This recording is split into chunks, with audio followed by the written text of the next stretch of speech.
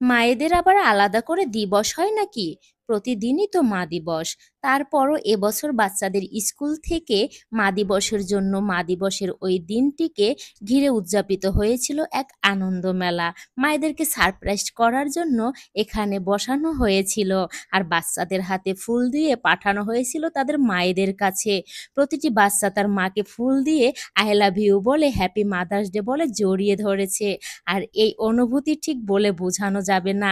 আমার বাবুও হাতে ফুল নিয়ে এগিয়ে এসে আমাকে জড়িয়ে ধরে আই লাভ ইউ বলে আমাকে চুমু খেয়েছিল। ভীষণ একটা ভালো মুহূর্ত ছিল। আসলে জীবনে স্মৃতিময় একটি মুহূর্ত।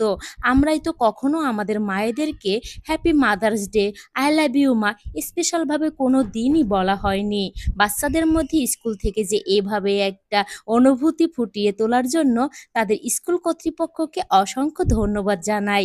তো স্কুলে এরকম আয়োজন আপনাদের কাছে কেমন লেগেছে অবশ্যই কমেন্ট বক্সে জানাবেন। সবাই ভালো থাকবেন। Bye bye. Happy mother's